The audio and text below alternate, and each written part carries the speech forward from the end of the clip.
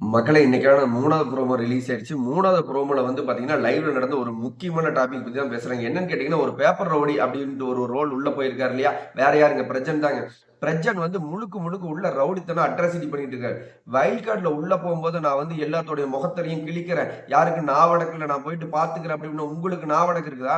விக்ரம் வந்து இப்பேற்பட்ட ஒரு ரியாலிட்டி ஷோல பயங்கரமா வார்ன் பண்றாரு. நான் கப்ல வந்திருக்கிறேன்னு உங்களுக்கு தெரியாதா? நானும் என் ஒய்ஃப் கப்ல தான் ஆடிட்டு இருக்கேன்னு உங்களுக்கு தெரியலையா? நான் வேணா கேட்ட ஓப்பன் பண்ணி விடுறேன். நீங்களும் போயிட்டு உங்க பொண்டாட்டிய கூட்டிட்டு வாங்க அப்படின்னு சொல்லிட்டு பேசுறாரு. என்னங்க நீங்கலாம் என்ன ஒரு ரியாலிட்டி ஷோ லட்சக்கணக்கான மக்கள் பார்த்துட்டு இருக்கிறாங்கன்னு நினைச்சு பேசிட்டு இருக்கிறீங்களா? என்னன்னு தெரியல. பிரஜன்லாம் வந்து முழுக்க முழுக்க நான் யாருன்னு தெரியுமா? நான் பார்த்துக்கலாமா? வெளியில என்னோட இன்னொரு முகத்த காட்ட வேண்டியது வருது. அது இதுன்னு என்னங்க? ஒரு லட்சக்கணக்கான மக்கள் பார்க்குற இடத்துல ஒரு மிரட்டல் விடுத்துட்டு இருக்கிறீங்க. விக்ரம் ஒரு தக் லைஃப்பான மொமெண்ட் பண்ணியிருப்பார். தயவு செஞ்சு கேட்ட நீங்க சொல்லுங்க. நானே என் ஒய்ஃப கூட்டிட்டு வந்துர்றேன்னு சொல்லிட்டு. ஆல்ரெடி வந்து விக்ரம் வந்து பேசியிருப்பார் இல்லையா? அ பிரஜன் வந்து அவங்களோட ஒய்ஃப் இருக்கும்போது ஒரு கம்ஃபர்ட் ஜோன ஃபீல் பண்றாரு. ஒரு எமோஷனல் மொமெண்ட்லலாம் வந்து பார்த்தீங்கன்னா, ஒய்ஃப் இருக்கும்போது ஒரு கம்ஃபர்டபுளா இருக்கு அப்படிங்கிறத வந்து ஆல்ரெடி பேசியிருப்பாரு லைவ்ல. அத தாண்டி நேத்து அந்த பூண்டு தொழியில வந்து வீடு முழுசும் இறைச்சுக்கிட்டே இருந்தது பாருங்க அந்த சாண்ட்ரா. அந்த பூண்டு தொழிய இறைச்சிட்டு இருக்கும்போது விக்ரம் வந்து ஒரு வார்த்தை சொல்லிருவாரு. ஏங்க இந்த மாரி பூண்டு தொழிய வந்து இறக்குறாருங்க. சரி விடுங்க பார்த்துக்கலாம் அப்படிங்கிற மாரி ஒரு சேம் டீமா இருக்கங்காட்டில அது ஜென்ரலா தான் பதிவு பண்றாரு.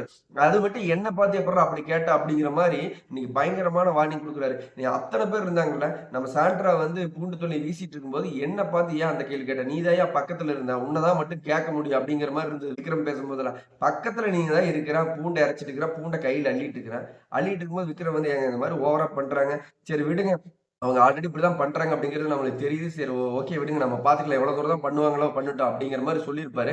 அப்ப வந்து கம்முனே இருந்து கேட்டுக்கிட்டு, இன்னைக்கு வந்து அப்படியே அந்த என்ன சொல்றது வீக்கெண்டுங்கிறதுனால ஒரு ஸ்கோர் பண்ணணுங்கிறதுக்காக பேசினாரா? இல்ல நான் வந்து ஒரு பெரிய ஆளு, நான் ஒரு ரவுடி, நான் அராத்து பண்ணுவேன், ரூடா இருப்பேன் அப்படி இப்படிங்கிறதுக்காக பேசுனாரா என்னன்னு தெரியல. நீங்க கப்ல விளையாண்டா கப்ல தாங்க விளையாடுறேன்னு சொல்லுவாங்க.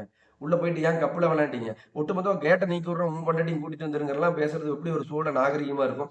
ஏன் அவரு வந்து சரி உடனே கேட்ட நீக்கி விடுங்கன்னு சொல்லி ஃபேமிலிய கூட்டிட்டு வரேங்கிறாரு. எப்பா பார்க்குறேங்க லட்சக்கணக்கான மக்கள் பார்த்துட்டு இருக்கிற இந்த ஷோல லட்சக்கணக்கான மக்கள் வந்து என்ன நெனைப்பாங்க?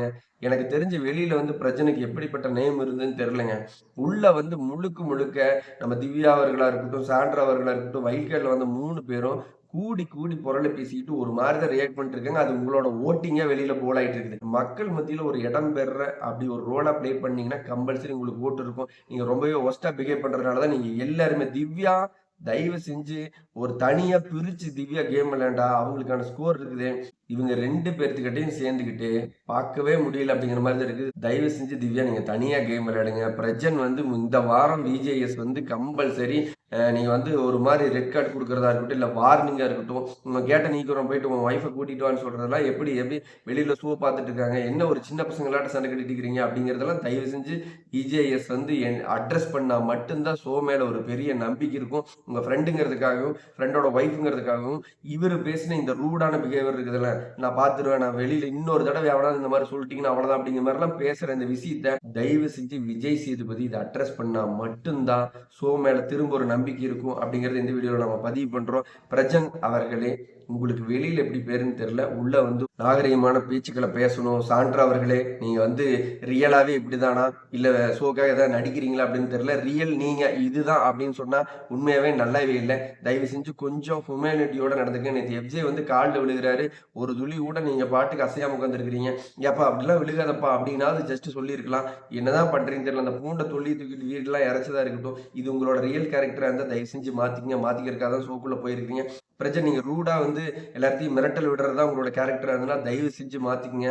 ஏன்னா அப்படி அந்த ஷோக்குள்ள ஏதாவது ஒண்ணு மாத்திக்கலாங்கிறதுக்கோசரம் தான் போயிருக்கீங்க. தயவு செஞ்சு வெளியில வரும்போது 2 பேருமே ஒரு சூப்பரான கப்பிள். 2 பேருமே உங்களோட அந்த பிஹேவியர் சென்ஸ மாத்திக்கிட்ட வெளியில வந்தா பரவால்ல அப்படிங்கிறது நம்மளுடைய கருத்து. இந்த வீடியோ பார்த்துட்டு இருக்க நீங்க லைக் பண்ணுங்க. மறக்காம கமெண்ட் பண்ணுங்க. பிரஜன், சாண்ட்ரா வந்து பிரஜன் இன்னைக்கு நடந்த விதமா இருக்கட்டும், சாண்ட்ரா அவர்கள் உள்ள பண்ற விதமா இருக்கட்டும், எப்படி இருந்தது அப்படிங்கிறத நீங்க இந்த கமெண்ட் பண்ணுங்க. இந்த செகண்ட் நீங்க கமெண்ட் பண்ண நான் ரிப்ளை பண்ண காத்திருக்கேன். பிக் பாஸ் பத்தின லைவ் அப்டேட்ல அடுத்தடுத்த வீடியோல சந்திக்கலாம். பாய் மக்களே.